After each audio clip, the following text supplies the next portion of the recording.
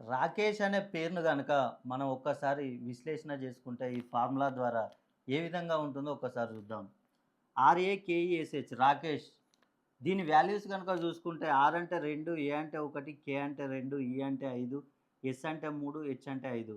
ఈ వాల్యూస్ మొత్తం మనం చాల్దియన్ సిస్టమ్ ప్రకారం చూసుకుంటాం.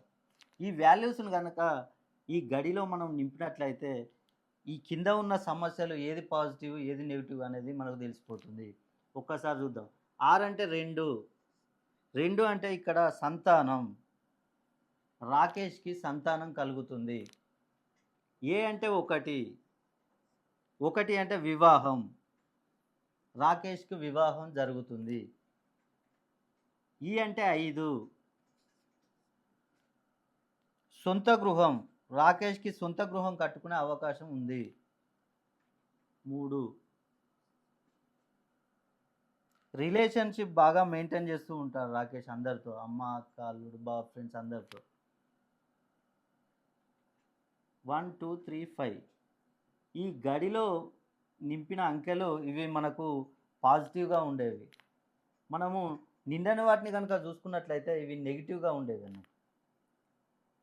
4, 4ని గనుక చూసుకున్నట్టయితే రుణ బాధలు.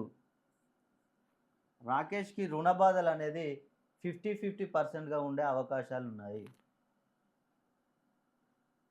6, చదువు. చదువు విషయంలో కొంచెం జాగ్రత్తగా ఉండాలి వీరు. ఎంత కష్టపడి చదివినా కూడా జాబులు రావాలంటే కొంచెం ఆలస్యం అవుతూ ఉంటుంది. 7, వ్యాపారం. వీరు ఏ వ్యాపారం చేసినా కూడా రియల్ ఎస్టేట్, కన్స్ట్రక్షన్ ఇలా ఫుడ్‌కు సంబంధించి ఏ వ్యాపారం చేసినా కూడా కొంచెం నష్టాలొచ్చే అవకాశాలు ఎక్కువగా ఉన్నాయి.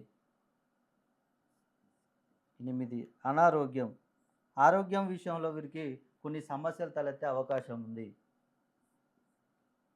విదేశీ ప్రయాణాలు చేయాలనుకుంటాడు రాకేష్. కానీ కొంచెం ఈజీగా ఉండదు. అంత ఈజీగా ఉండదు వీరికి. అదే విధంగా వీరికి శత్రువులు కూడా ఎక్కువగానే ఉంటూ ఉంటారు.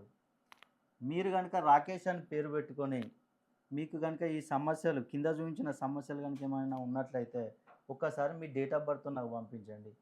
మీకున్న సమస్యలు మొత్తం మంచి కరెక్షన్ చేసి నేను